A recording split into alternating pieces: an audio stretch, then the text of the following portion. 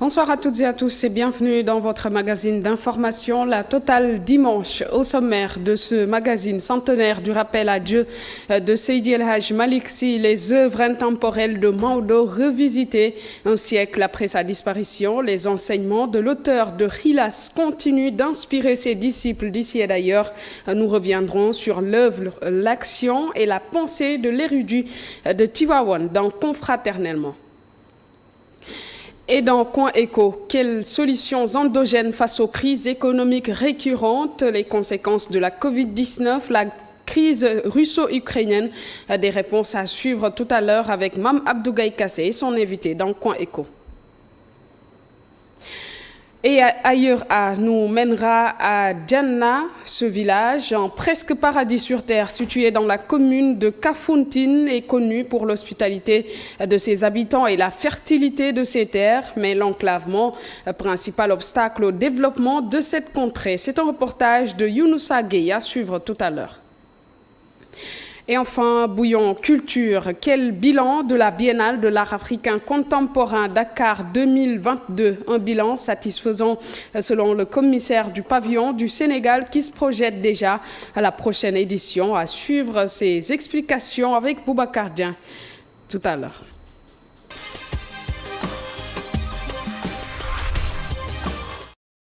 Les 24, 25, 26 et 27 juin s'organisent des activités commémorant le centenaire de la disparition de El Hadj Malick Sy.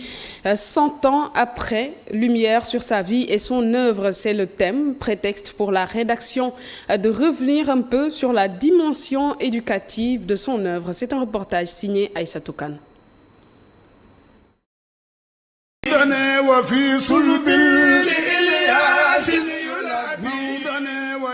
Toute sa vie, cher Seydi El Hadji Malick Sy l'a consacré à éduquer, former et enseigner jusqu'à son dernier souffle le 27 juin 1922. Selon le professeur Mekam, membre cellule Zawiya Tidiane, 2 facettes sont à retenir de cet adepte de la confrérie Soufi Tidiane, la dévotion, pour rendre grâce au Seigneur et l'apprentissage. Le premier élément à retenir dans les enseignements de Cheikh Seydi El Hadji Malick, c'est pourquoi nous sommes sur terre.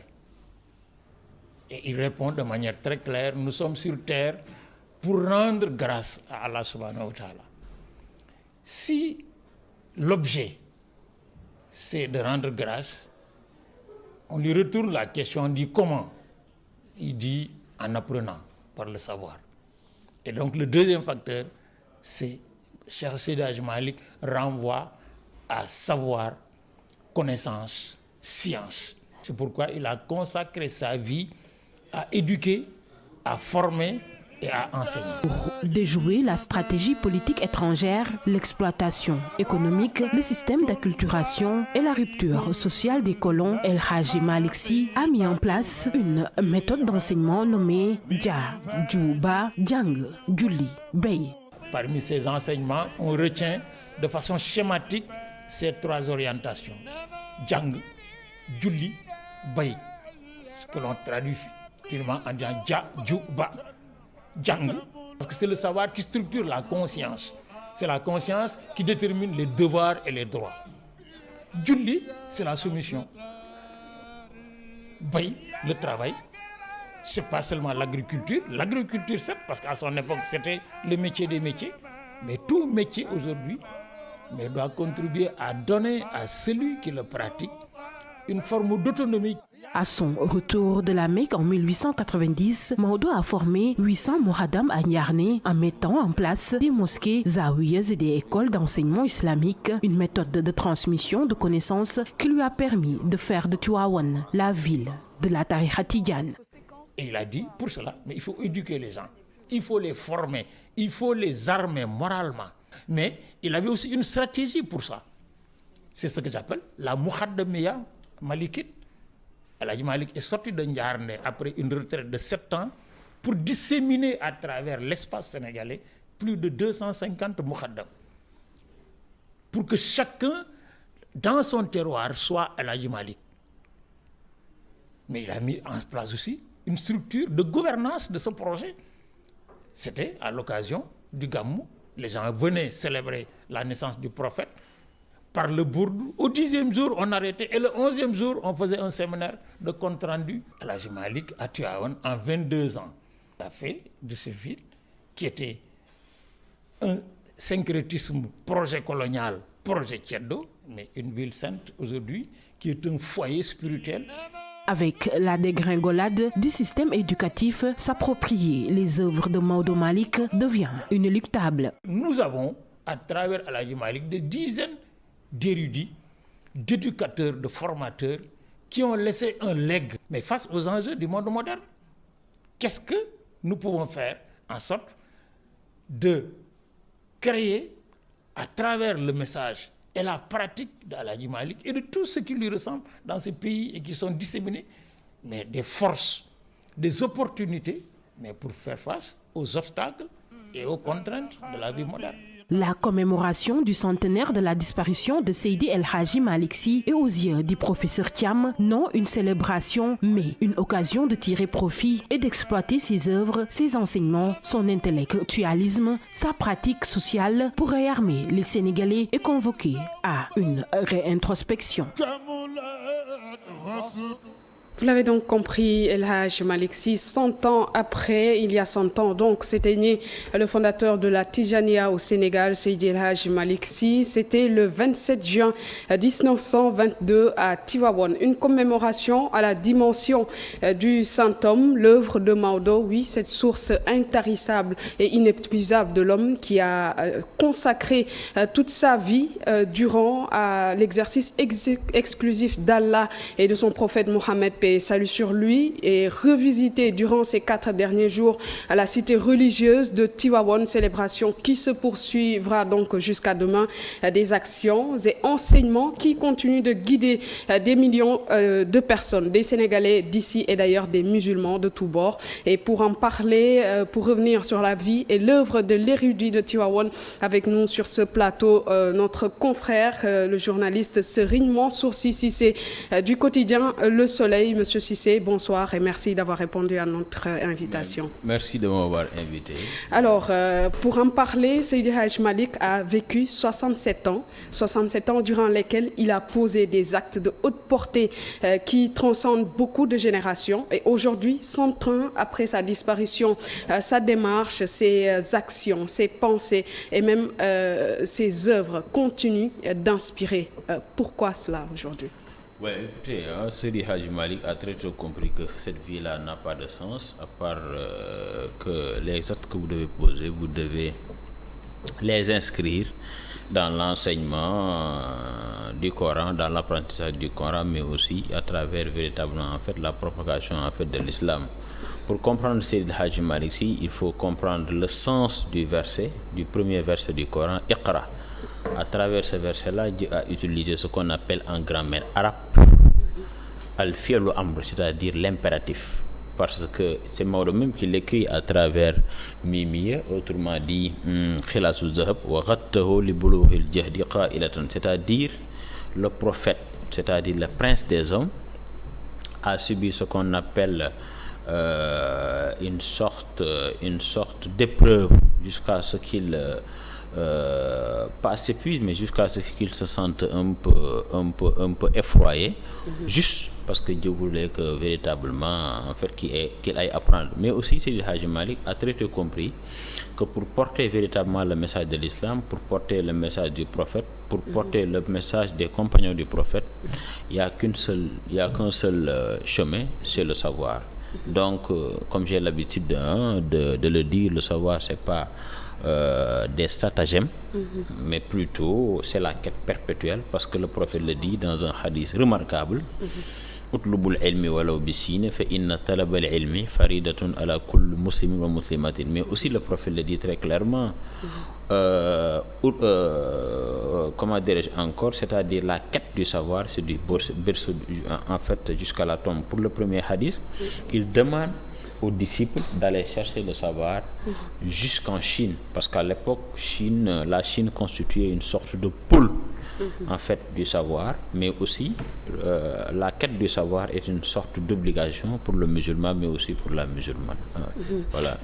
Comme nous le savons aussi, vous venez de le dire, Maodo, comme on l'appelle affectueusement, a joué un rôle important dans l'islamisation du Sénégal, mais pas de manière stratégique comme vous le dites, mais de manière diplomatique et pacifique. Il a tout basé dans la recherche, la quête perpétuelle du savoir. Aujourd'hui, est-ce que cette manière-là de faire de Maodo a inspiré ceux qui sont là aujourd'hui? Mais naturellement, ça devrait même continuer à les inspirer sur le plan temporel, sur le plan culturel, sur le plan diplomatique, mais aussi sur le plan politique.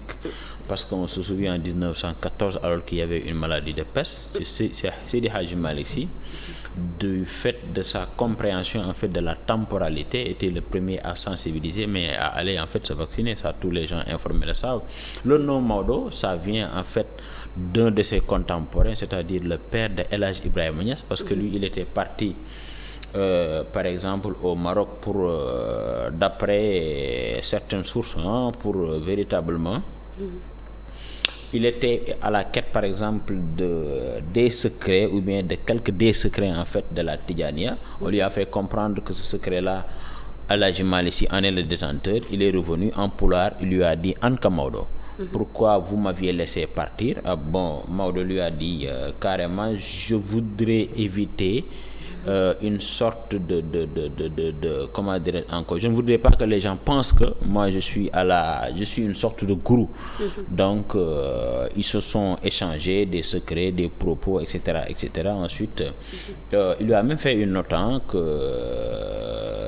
qu'il a remis, c'est-à-dire El Hadji Ibrahima Niass a remis au gouverneur, et que je pense que lui aussi, c'est sur la base de cette note-là qu'il a eu une sorte de, pas une sorte de permission, mais c'est-à-dire qu'on lui a laissé véritablement lui aussi délivrer ses enseignements, mais aussi de propager aussi l'islam dans la zone du Saloum. Voilà, Seydi Hadji Malick Sy a aussi su, par sa diplomatie, cohabiter avec les colons pour lutter ou contrecarrer leurs besoins, ou plutôt leur volonté d'assimilation culturelle de l'administration coloniale d'alors. Est-ce que ça doit servir d'exemple aujourd'hui dans ces temps de crise politico-sociale de manière générale? Mais bien évidemment, rien de chez Seydi Hadji Malick n'est anodin. Tous les actes qu'il pose, il l'hérite en fait, ou bien il le copie de la démarche du prophète sallallahu alayhi wa sallam. Tout le monde sait que le prophète, de Mecque jusqu'à Médine, il a cohabité avec des mécréants. D'ailleurs, c'était le sens même du challenge qu'il faut donner, par exemple, à sa mission. Ballighu anni walaw aya, c'est-à-dire même s'il s'agit d'un verset, il faudra essayer de le propager, de l'expliquer aux contemporains. Que faisait Seydi Hadji Malick? Il enseignait par la diplomatie. Il était, par exemple, je peux vous raconter l'anecdote que tout le monde connaît, alors qu'on était en pleine Première Guerre mondiale, les colons avaient sollicité auprès de lui, parce qu'il y avait beaucoup de disciples qu'il enseignait, qu'il donnait le wird, etc., auprès de lui, qu'il leur donne quelques de ses disciples. Il a refusé carrément en prenant son fils aîné, c'est-à-dire Sidi Ahmed Sy, qu'il a remis aux colons et qui malheureusement est tombé au champ d'honneur à Salonique. Voilà. Donc, voilà, Seydi Hadji Malick Sy a aussi une dimension, au-delà de sa dimension spirituelle, sa dimension mystique, une dimension scientifique. Ses œuvres en sont l'exemple aujourd'hui. Pouvez-vous revenir un peu sur cette dimension scientifique de Seydi Hadji Malick? Mais écoutez, d'abord Seydi Hadji Malick Sy, il est né comme un dimanche d'aujourd'hui. Seydi Hadji Malick Sy est né le dimanche de sources authentiques. Ce que je vous dis là, il y a deux références. La première référence, c'est que ce jour-là que les colons, pour une première fois, ont lancé le salve à l'encontre ou bien en direction en fait des Tchèdos, avec à leur chef le gouverneur Faidherbe. Ce jour-là, Faidherbe avait brûlé 25 villages. Donc c'était le dimanche 25 février 1855 à Gaïa. Mais il faudra rappeler que la naissance de Seydi Hadji Malick a été précédée d'abord par une prédiction de Cheikh Oumar Foutiyou Tall, qui est un des pôles de la Niass de la Tidjaniya, à travers par exemple un don de pagne que Fatima Wade Wele avait fait au bénéfice de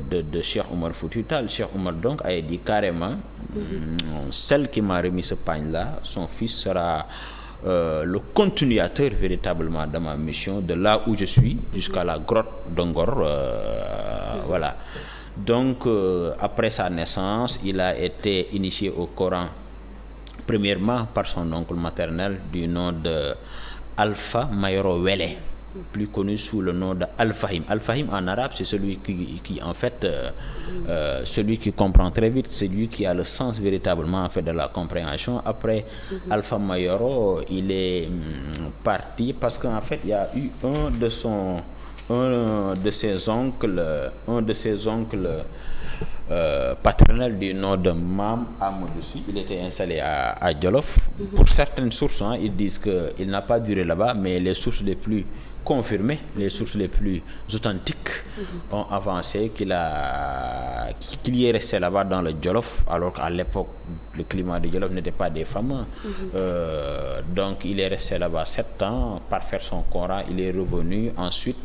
Après que son oncle maternel, c'est-à-dire Alpha Mayoro Wele, s'est rendu compte que véritablement son neveu-là, voilà, avait mémorisé le Coran, c'est un après-midi qu'il lui a donné le wird, qu'il lui a donné, qu'il a initié au premier chapitre véritablement de comment dirais-je encore,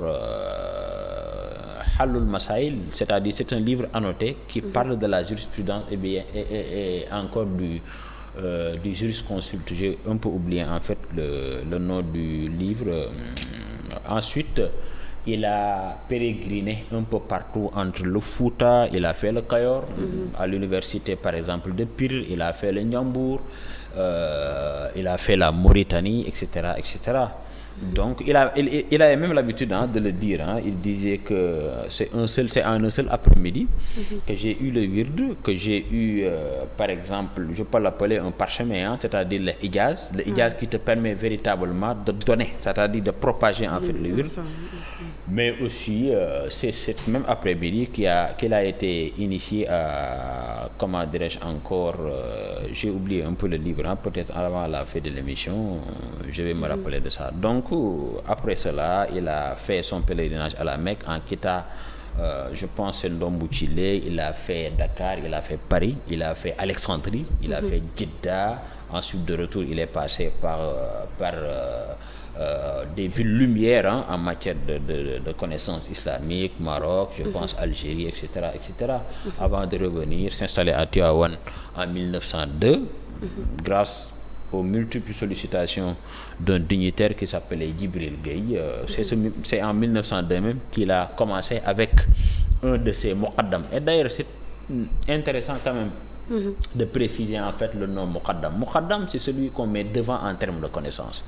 C'est un dignitaire, c'est un notable religieux, mais on ne le met pas devant parce qu'il a un joli bonnet. D'ailleurs, Aladji Malik, à travers son ouvrage intitulé Fakiyatut Tulab ou Jami al-Maram, il dit Laysa tazayyunu subhatul yu'tabar bal ittiba'u ma shur akhbar. C'est-à-dire, un disciple, un talibé tidjane, on ne le reconnaît pas à travers son joli chapelet, son joli bonnet, son turban, ses diazners, etc., mais plutôt à la conformité qu'a indiqué, comment dire encore, les cheikhs, les marabouts, les sérignes dignes de rang. Voilà. Maodo, c'est aussi un homme d'une dimension intellectuelle très, très aiguisée. La preuve, il a laissé ici une riche héritage intellectuel des œuvres qui aujourd'hui servent de guide, d'appui pour les recherches, non seulement dans le domaine spirituel, mais aussi dans le domaine intellectuel. Aujourd'hui, tout à l'heure, il y a le doyen qui parlait d'intégrer ces œuvres dans le système éducatif. Maodo est un réformateur, un éducateur. Aujourd'hui, quelle est la possibilité d'intégrer ces œuvres-là dans notre système éducatif? Bon, d'accord, intégrer ces œuvres, c'est un souhait, mais après l'intégration dans nos curricula, quel formateur, c'est-à-dire quel enseignant aussi pour enseigner, parce que n'importe qui ne peut pas enseigner. D'ailleurs, dans Nounia, pour ceux-là qui comprennent l'arabe, parce que Maodo, d'abord, au-delà de la connaissance, il y a une dimension mystique dans ses ouvrages. Ça, tous les gens informés le savent.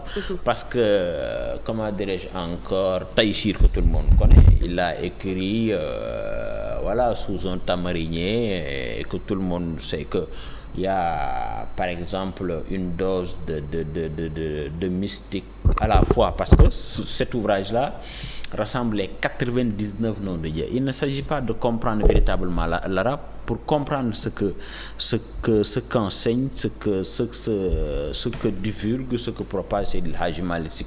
Donc, c'est un bon souhait, mais il nous faudra nous préparer véritablement pour que l'enseignant pour que les enseignants comprennent d'abord la dimension cognitive de Seydi El Hadji Malick, mais aussi la dimension à la fois mystique et spirituelle pour pouvoir le propager, ou bien les propager, ces enseignements. Voilà, il nous reste encore un petit peu de temps. Peut-être revenir un peu sur l'actualité. Nous assistons de plus en plus à un contexte sociopolitique très tendu.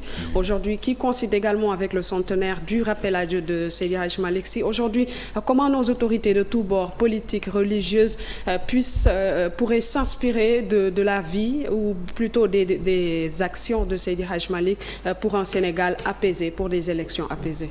Bon, écoutez, le livre là que je parlais tout à l'heure, il s'appelle Al-Akhdari. Mais écoutez, les hommes politiques, à part qu'ils ont un rapport événementiel, populiste avec nos guides religieux, moi je le dis de conviction, je le dis en toute responsabilité, mais à part ça, ils tournent la page et ils gèrent le choses temporel. La dimension de mode, les enseignements de Seydi El Hadji Malick Sy, et d'ailleurs c'est Cheikh Saad Al-Abi qui lui a dit ça. Il lui dit que madarisuhu fil ilmi ghayru madarisin wa ma awraduhu fi zikri ma misluhu al-wirdi, et que ce dignitaire religieux-là, ce cheikh-là, il fait partie de la lignée directe de Seydi El Hadji Malick, de la lignée directe de Seydina Mohamed sallallahu alayhi wa sallam. Si ce shérif-là comprend la dimension de Maodo pour lui dire que votre école, il n'y a pas d'école il n'y a pas une école qu'on peut égaler à votre école, mais aussi il n'y a pas de wird qui égale à votre wird. Celui-là, il a fait sien des enseignements de Seydi El Hadji Malick. Maintenant, si un shérif, vu le pôle qu'il occupe, le rang, par exemple, la dimension de la gnose qu'il comprend, parce que la gnose c'est quoi? C'est une sorte d'apprentissage qui te permettra véritablement de connaître ce qu'on appelle la divinité, autrement dit en fait la science, je veux dire ésotérique. Si ce cheikh-là a fait sien de ça, et que nous voulons, parce que aussi nos hommes politiques, qu'est-ce qui les intéresse? J'appartiens à telle chapelle, parce que aussi il faut le dire, les Tidjanes sont plus nombreux au Sénégal, même si sur le plan économique, sur le plan de l'influence économique, je peux dire que les Mourides ne sont pas en reste. Ce qu'il faut retenir de la dimension de Seydi El Hadji Malick, c'est qu'on peut construire la cité sans insulter. On peut construire la cité sans s'invectiver. On peut construire véritablement la cité sans se faire harakiri. Maintenant, c'est à nous de savoir qu'est-ce que nous voulons véritablement. Moi, je ne connais pas, franchement, je ne parle même pas de temporel, mais un homme spirituel. Ou bien c'est très difficile de le voir le matin et le soir, d'ouvrir les mosquées, diriger les prières, faire des wasifas, le vendredi faire des hadratul Juma. Moi, je n'en connais pas. Il a réussi, c'est-à-dire une prouesse presque que personne n'a réussi. Donc, maintenant, c'est à nous, hommes politiques. Mais c'est à nous aussi, jeunes intellectuels, de mettre la pression sur les décideurs en leur rappelant véritablement ce qui est, par exemple, les enseignements de nos aïeuls. Pour qu'ils continuent de s'en inspirer pour le bonheur véritablement en fait des populations. Voilà, merci beaucoup Serigne Mansour Sy Cissé, journaliste au quotidien Le Soleil, je le rappelle, qui nous faisait un petit rappel sur la vie et l'œuvre de Seydi El Hadji Malick Sy, dont le centenaire du rappel à Dieu est célébré depuis le 24 au 27 juin. Merci beaucoup pour tous ces éclairages. Mais merci, merci. Alors, la suite de la totale dimanche, c'est tout de suite.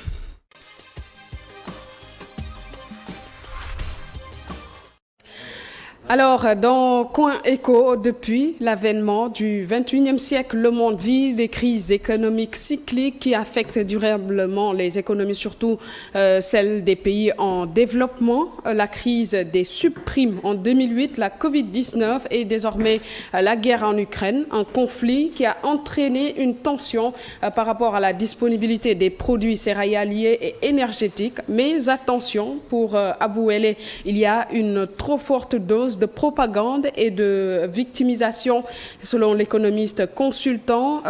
Contrairement à ce qui se dit, la Russie et l'Ukraine ne nourrissent pas le monde entier et par conséquent, la crise alimentaire dont on parle actuellement n'est pas tout à fait avérée.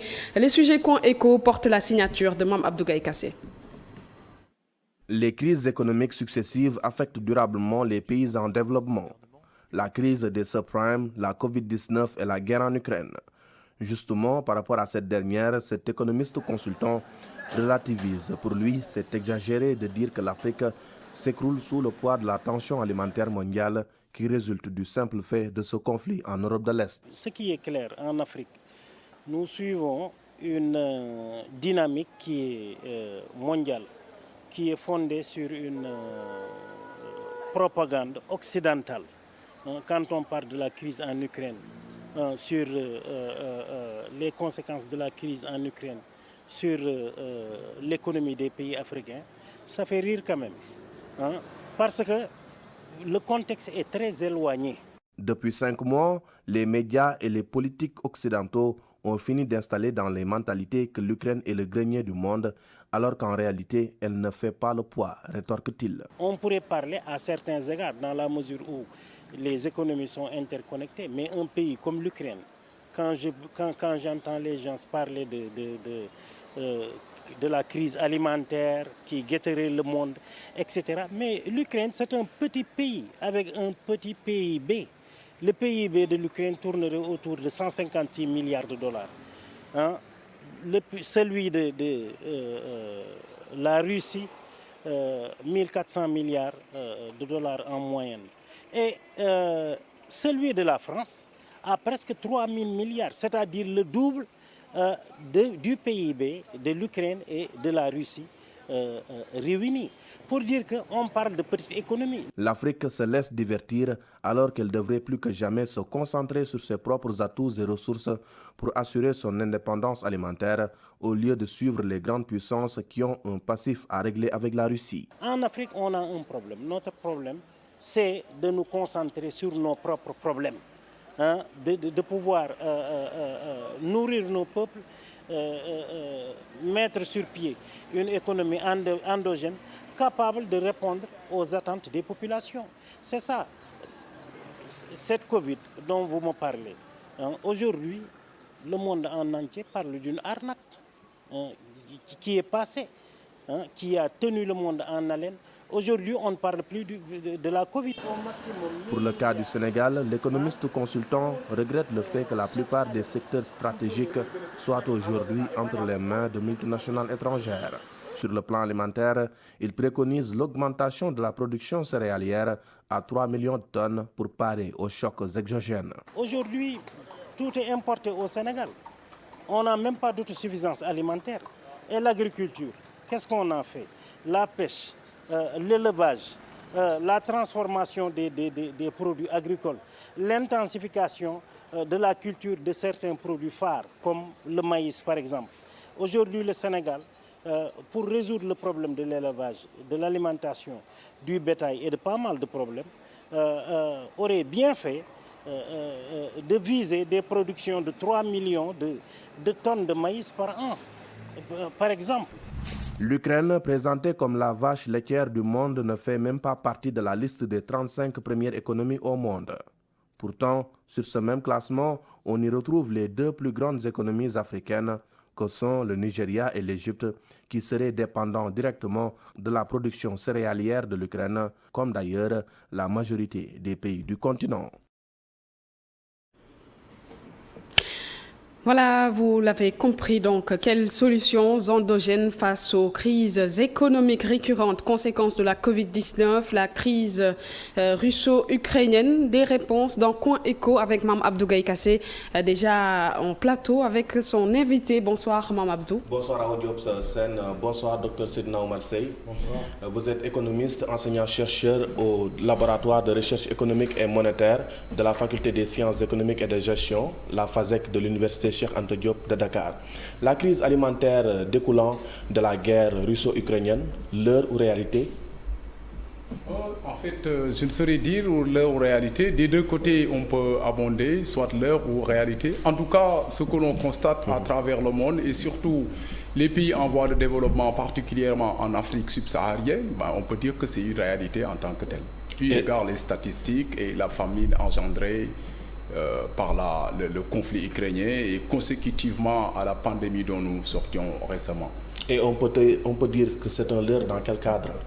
Bon, un leurre en tant que tel, c'est-à-dire que par rapport à cette guerre-là, on peut dire que les leurres, c'est tout simplement comment se fait-il qu'à chaque fois que le monde qui est confronté à des chocs, à des crises, parce que là, bon nombre d'analystes en fait sont d'accord là-dessus. Pour chaque 10 ans, par exemple, on va subir des chocs de crise, si vous voulez. Oui. Maintenant, il ne faudrait pas tomber sur ce éternel recommencement. À telle enseigne que voilà, on peut dire que c'est des leurres en tant que tel. Et là, il ne faudrait point, par exemple, voilà, donner toujours cette excuse de ce qui se passe ailleurs pour ne pas faire ce que l'on devrait faire, tout simplement. Pourtant, dans le sujet que nous venons de suivre, votre collègue, en l'occurrence Abou Wele, qui est économiste, dit qu'il y a une forte dose de désinformation, mais également de manipulation de la part des grandes puissances, aidées en cela par leurs médias, car derrière, elles profitent donc de cette guerre en Ukraine pour solder leur compte avec la Russie. Plus loin, il dit que les produits intérieurs bruts de la Russie et de l'Ukraine combinés ne font même pas celui de la France, qui est une grande puissance. Êtes-vous d'accord avec lui sur ce point? Bon, en fait, moi, je vais un peu diluer. En tant que tel, c'est-à-dire que selon l'angle d'attaque, selon les approches, selon tout simplement les analyses, ce qui est constat, c'est clair que toutes les économies du monde sont confrontées. Peu importe, par exemple, là, ce n'est pas, par exemple, des arbitrages en termes de poids économique, en termes de PIB. Oui. C'est tout simplement des constats par rapport à la crise, le conflit ukrainien. Peu importe, par exemple, les pensants ou bien les écoles, les médias. Ce que nous constatons, par exemple, nous, en tant qu'Africains, Sénégalais, on a vu, par exemple, un conflit qui se passe à des kilomètres d'Afrique. Nous subissons les conséquences en termes d'impact, tout simplement, économique. Donc, en ce sens, on ne peut pas dire que, par exemple, tel média qui nous manipule par rapport à tel. Ce sont des angles d'attaque. Et pour chaque angle d'attaque, ou bien chaque analyse, chaque opinion, tout simplement, vous pouvez creuser et leur donner une part de vérité. Mais tout cela, il faudra relativiser et de ne pas dire, par exemple, telle théorie, telle thèse est la bonne, les autres sont dans la surenchère ou désinformation. Il faudra vraiment avoir une analyse lucide de la situation et de ne point sombrer dans les émotions ni dans les pulsions, tout simplement. Selon, par exemple, le camp où vous êtes en tant que tel. Où l'on se trouve. Oui. Très bien. Le 3 juin dernier, le chef de l'État, Macky Sall, s'était rendu à Sochi, dans la résidence privée de Vladimir Poutine, sur son invitation d'ailleurs. Ce dernier s'était engagé à faire tout son possible pour lever le blocus sur la mer Noire, mais également sur le port d'Odessa, pour que les stocks de céréales russo-ukrainiennes puissent être donc libérés et que l'Afrique puisse respirer. Cela fait presque un mois, il n'y a rien encore, il n'y a rien à se mettre sous la dent. Pire encore, la guerre repart de plus belle. Pensez-vous qu'il va parvenir à tenir sa promesse et que la situation va se décanter incessamment? Je ne saurais le dire, mais en tout cas, le président en exercice de l'UIA, je ne dis pas Macky Sall, le président en exercice de l'UIA était dans son rôle. C'est clair qu'il fallait rencontrer le dirigeant, comme chaque fois le rappelle tout simplement Emmanuel Macron. Peu importe, on n'est pas d'accord avec lui, tyran ou pas, peu importe les positions, il faudra dialoguer avec lui. Parce que, par exemple, la paix a un prix. C'est-à-dire l'ordre mondial, les chaînes logistiques, le blocage, ce qu'on appelle le blocage de l'ensemble des chaînes logistiques, cette perturbation, il fallait gérer cela tout simplement. Maintenant, il nous faudra par exemple des forces une entité solide, et c'est une première, c'est ça qui est à saluer. Ouais. C'est-à-dire on entend la voix de l'Afrique dans la marche du monde, et surtout, si vous regardez bien, là où par exemple la Russie qui sévissait de plein fouet les sanctions prises à son encontre, maintenant il fallait courtiser l'Afrique tout simplement. Si vous regardez bien, l'accueil même qu'on avait réservé au président en exercice de l'UEA, c'était tout simplement pour montrer que voilà, nous on vous tient à des égards tout simplement. Oui, oui. Et de l'autre côté, il y a un temps de latence entre les discussions et comment vont évoluer les choses. C'est-à-dire que cela ne se décrète pas parce que le président en exercice de l'UEA avait eu à rencontrer, à parler avec tel, mais il y a des enjeux géopolitiques comme vous l'avez souligné plus loin, parce que là, au lendemain de la Seconde Guerre mondiale, si vous regardez, le monde est jalonné de crises. Après, vous voyez que les 30 glorieuses, on a subi les chocs pétroliers de 73, 79. On avait par exemple un monde... Sans compter les guerres également au début des années 2000 avec l'invasion américaine en Irak puis en Afghanistan. Tout à fait. Et là, ce qu'il y a lieu de voir pour nos pays-là, comme vous l'avez souligné au niveau chapeau de l'émission, c'est-à-dire chaque fois, il nous faudra trouver des trouvailles, si vous permettez, des solutions endogènes qui nous permettent de juguler, qui nous permettent de gérer ces crises. Parce qu'éternellement, il y en aura. Si vous regardez bien, celle consécutive à la pandémie, le lockdown, si vous voulez. Oui. Il y avait des problèmes. Et il nous fallait tout simplement trouver des solutions de résilience endogène, si vous voulez. Il nous fallait maintenir le soutien conjoncturel. Mais comment font les autres pour s'en sortir et pas nous, l'Afrique? Si vous regardez cette même crise. C'est une parfaite transition pour moi de vous poser cette question suivante. On le sait, c'est un secret de polichinelle. L'Afrique, c'est le continent, c'est le seul continent vierge du point de vue ressources, mais également potentialité.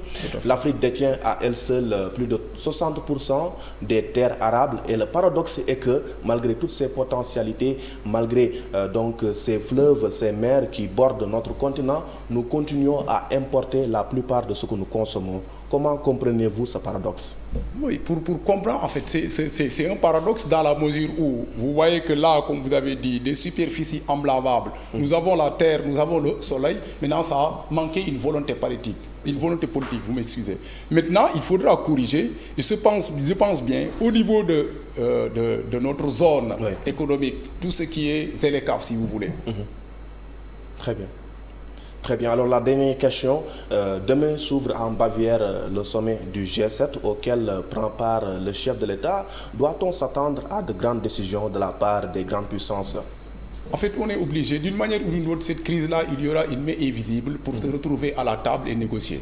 Parce que d'une manière ou d'une autre, bientôt au printemps, l'hiver, forcément les gens doivent trouver des plaques de convergence et retrouver la paix. Et d'une manière ou d'une autre, on va retrouver cette paix. Demain, forcément, des mesures fortes doivent être prises pour la paix mondiale et la relance de l'activité économique. Je l'ai dit tout de suite, le chef de l'État est invité par le chancelier allemand Olaf Scholz lorsqu'il avait entamé sa visite africaine par Dakar.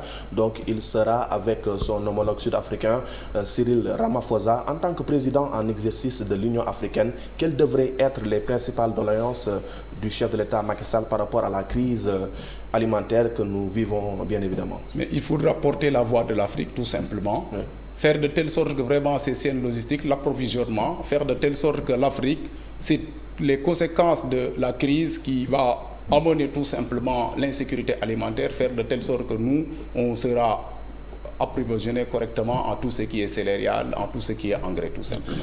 Dr Seydina Oumar Seye, merci infiniment. Malheureusement, nous sommes rattrapés par le temps. Je rappelle que vous êtes enseignant-chercheur en économie au laboratoire de recherche économique et monétaire de la Faculté des sciences économiques et de gestion, la FASEC de l'Université Cheikh Anta Diop de Dakar. Ao Diop, c'en est tout pour cet entretien Coin Éco avec Dr Seydina Oumar Seye. Merci Mme Abdoukaye Kassé, merci également à votre invité. C'est également la fin de cette première partie de votre magazine La Totale Dimanche. On se retrouve tout à l'heure, juste après le bulletin d'information avec Adama Anouchkaba pour la deuxième partie de La Totale Dimanche. À tout de suite.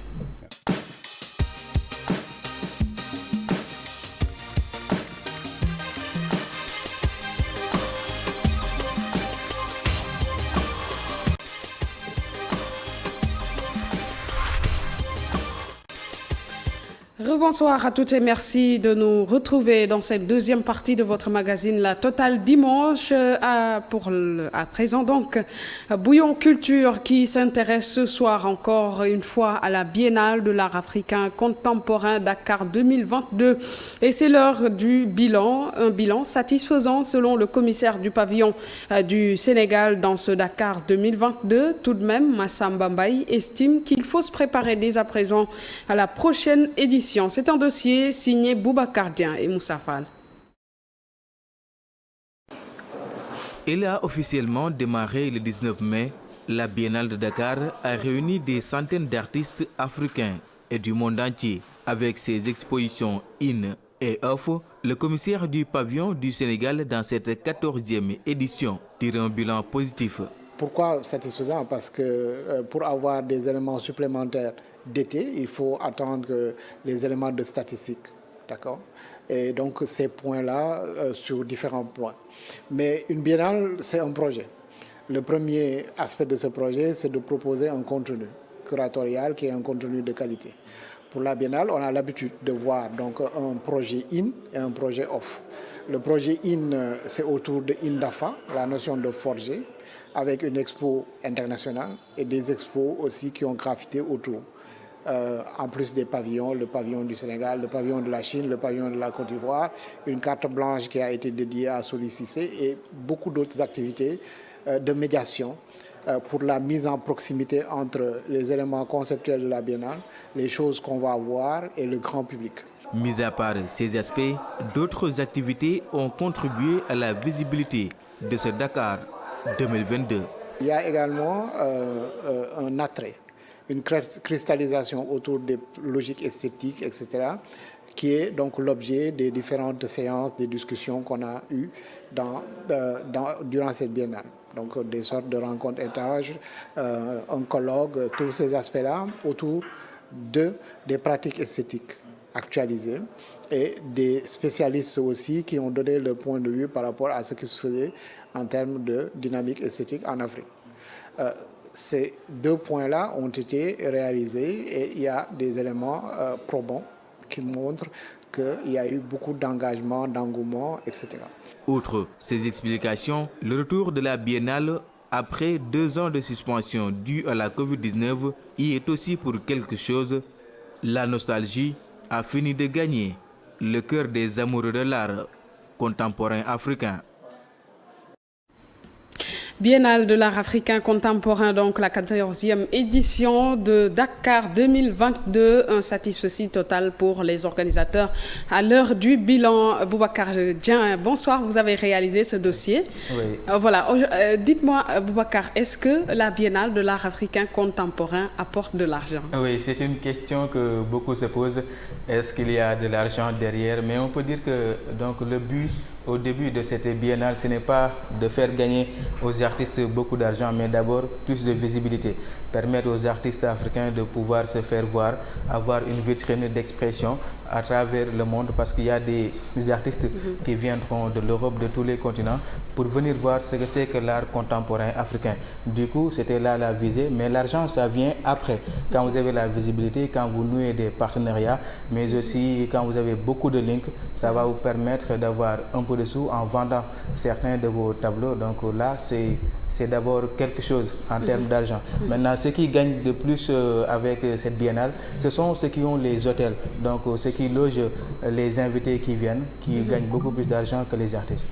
Alors, tout à l'heure, le commissaire du pavillon Sénégal parle de se projeter un peu vers la prochaine édition. Aujourd'hui, pouvez-vous nous dire quelles sont les perspectives dans ce sens? Oui, les perspectives, c'est d'abord une très bonne préparation de l'édition qui va venir, puisque actuellement nous sommes en 2022, donc dans 1 an ou bien 2 ans, peut-être si tout va bien, on aura la 15e édition de la Biennale de Dakar. Et là, il faudra faire les rapports de cette 14e édition, savoir les forces et les faiblesses de cette Biennale pour pouvoir appréhender avec de meilleures conditions la Biennale qui va suivre. Merci beaucoup Boubacar Dieng, c'était Bouillon Culture, donc la suite de la Totale Dimanche tout de suite.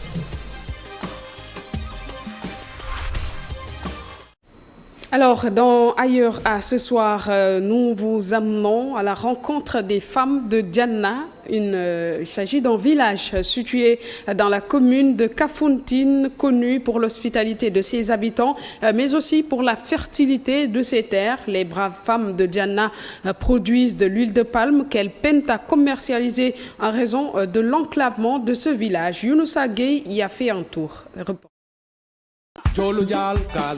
Djanna, ce village où vivent environ 9000 âmes, situé dans la commune de Kafountine, département de Bignona, est connu pour la fertilité de ses terres et la bravoure de ses femmes entreprenantes. Voici Direy Sagnan, un ancien militaire à la retraite qui s'active aujourd'hui dans l'élevage et l'agriculture. Avant de m'amener visiter son village, il m'invite à goûter à un délicieux plat traditionnel. L'architecture des maisons construites en argile attire en premier notre attention.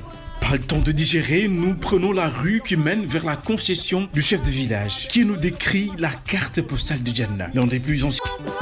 La récolte est bonne, on atteste les chants en l'honneur des héroïnes de la Casamance.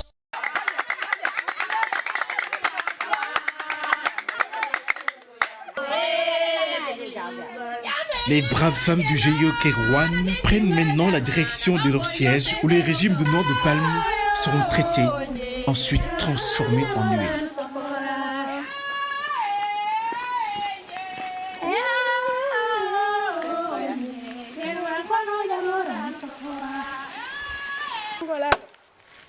L'opération est enclenchée, le travail démarre. Tout le monde s'affaire à préparer le matériel. Le feu est allumé, les noix de palme bouillies, ensuite tamisées puis broyées à coups de pilon avant d'y mettre de l'eau pour extraire l'huile.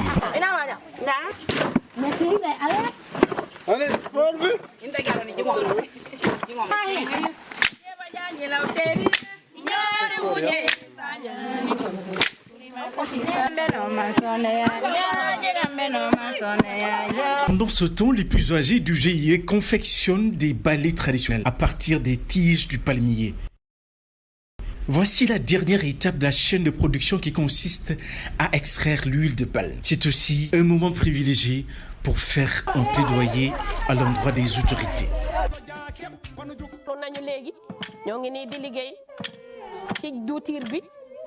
duutir baa ngi nii di génn ñu am jafe-jafe lool bu ñu toggee duutir bi du ñuy am ay clients yi ñu koy jënd te duutir bu neex la duutir bi jógewul fen defuñu ci dawlin defuñu ci dara parce que duutir bi dafa doon duutir bi nga xamante ne kii dañoo rëy waaw palma ténéra yi la moom duutiram bi day mel ni lu weex ñu ngi bugga lu bari loolu mooy lan amuñu machine buy woñ amuñu ay clients yi jënd suñu duutir bi yooyu la ñuy wuti alhamdulilah ñu ngi wuti tamit ñu ñuy di sakku ndimbal bu ñu ko amee ñu sant yàlla.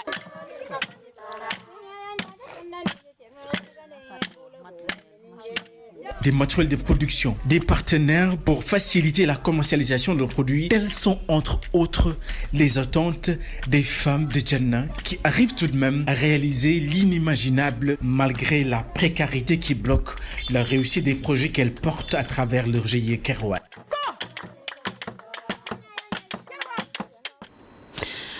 Place maintenant à notre rubrique environnement. Le garage de Petersen pris d'assaut par les ordures et les eaux stagnantes. Dans ce garage, on note une insalubrité qui peut porter atteinte à la santé des occupants. C'est évident, les eaux usées mêlées aux odeurs d'urine envahissent partout. Une situation qui hante les usagers de ces lieux. Ils sont certes responsables de leur propre sort, mais manquent également le soutien des autorités, disent-ils. C'est un reportage signé Ami Diouf et Sidignan. C'est une odeur nauséabonde qui nous accueille au garage de Petersen. Des eaux usées et stagnantes, des déchets provenant des restaurants mêlés aux urines. Un cocktail de pollution qui s'impose à tout passant. Ce désordre et l'insalubrité ne semblent nul gêner les occupants. Une question d'habitude.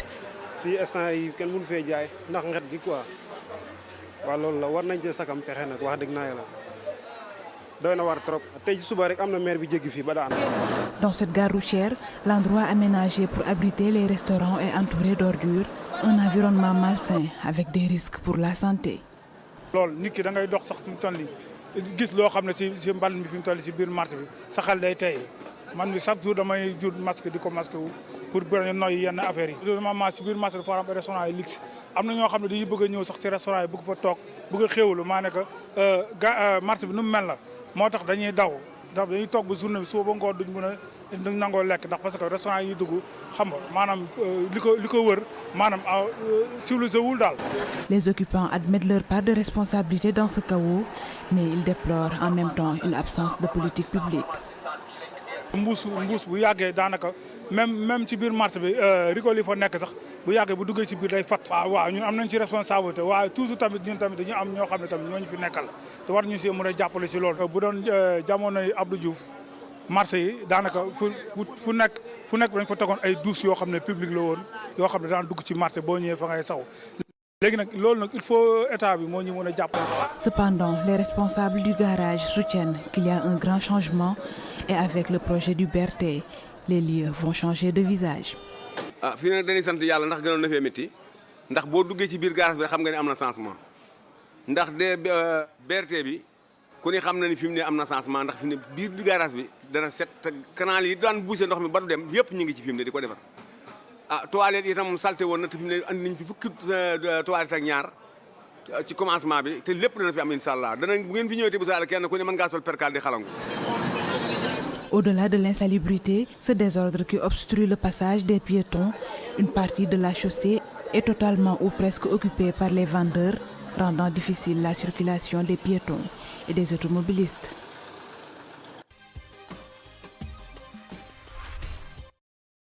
De vie ce soir, la cité religieuse de Léona Niassène célèbre le centenaire de son fondateur El Hadji Abdoulaye Niass. Ce grand érudit de la Tariqa Tijaniya est né en 1843 et rappelé à Dieu en 1922. Ses parents sont venus de Djolof pour répondre à l'appel au djihad de Maba Diakhouba au Saloum. C'est un reportage d'Adama Sarr. C'est dans ce mausolée que repose El Hadji Abdoulaye Niass. Le fondateur de la cité religieuse de Léona Niassène a quitté le Djolof accompagné de ses parents pour venir répondre l'appel au djihad lancé par Maba Diakhouba. El Hadji Abdoulaye Niass est le fils de Mohamed Niass et de Sokhna Khadijatou Thiam. Cette famille a quitté le Djolof pour venir répondre l'appel de Maba Diakhouba qui avait déclenché la guerre sainte pour propager l'islam. El Hadji Abdoulaye Niass avait 11 ans quand il quittait le Djolof en compagnie de ses parents pour venir s'installer dans le Saloum.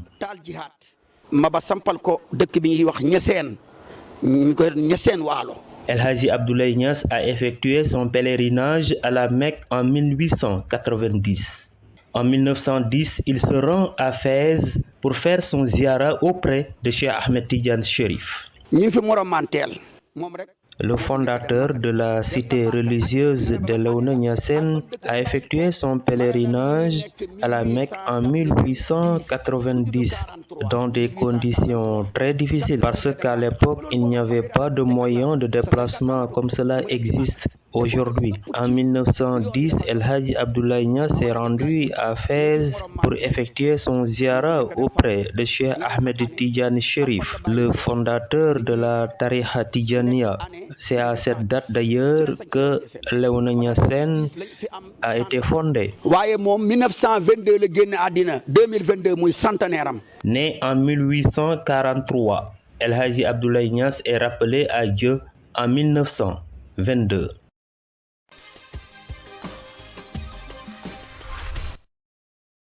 Ce soir, le diplomate s'intéresse à l'AFD, l'Agence française de développement. Prétexte, l'ancien patron de la délégation générale à l'entrepreneuriat rapide des femmes et des jeunes, Papa Amadou Sarr, a été nommé au comité exécutif de l'AFD comme directeur exécutif en charge des partenariats, mobilisation et communication. L'AFD, l'Agence française de développement, c'est quoi exactement? Pour en parler en ligne de ce plateau, Habib Ndaw, secrétaire exécutif Observatoire de la qualité des services financiers du Sénégal. Bonsoir, Monsieur Ndaw.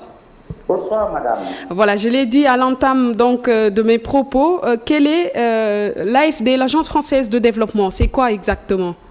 L'AFD est une institution d'aide au développement. C'est une banque, une agence financière publique qui a près de 70 ans d'existence et qui existe depuis bien avant la colonisation et qui avait pour objectif, dans un premier temps, non seulement de combattre la pauvreté dans les anciennes colonies françaises, mais en plus favoriser le développement. Bon, et vers 1992, il y a eu le sommet de Rio sur les problèmes écologiques. Et là, cette banque française a étendu justement sa sphère d'influence vers la protection de la planète, vers les problèmes écologiques. On peut dire que c'est une banque de développement qui assiste les pays en voie de développement dans la mise en place des programmes de politique publique sous forme de dons, de prêts, de participation. C'est la zone d'intervention de l'AFD. Bon, l'AFD, si vous vous souvenez très bien, dans les années 80, qui ont coïncidé avec ce qu'on appelle les plans d'ajustement structurel, les programmes d'ajustement structurel et de redressement économique, l'AFD a été plus présente en ce moment-là. Parce qu'encore une fois, prendre un prêt auprès de l'AFD constitue pour un pays une disponibilité de ressources concessionnelles, c'est-à-dire à des taux d'emprunt concessionnels, c'est-à-dire trop bas par rapport au taux du marché. Parce qu'en fait, c'est une banque publique, c'est une institution financière d'aide au développement. Voilà, justement pour comprendre mieux le rôle de l'AFD, l'Agence française de développement, pourquoi l'AFD investit beaucoup plus à l'étranger plutôt qu'en France? Oui, parce que justement, la France a voulu jouer un rôle de premier plan dans le concert des nations et son bras financier est constitué par cette institution publique qui intervient dans 4 continents à peu près et avec 2000 et quelques employés et qui ont eu à financer des milliards de francs français d'abord et puis ensuite maintenant d'euros pour asseoir tant sur le plan diplomatique, sur le plan militaire, sur le plan politique, une certaine présence française à travers des investissements dans ces 10 pays. Alors, l'attractivité du taux qui est offert et les modes d'intervention et les zones d'intervention font que l'AFD a eu une croissance très très rapide.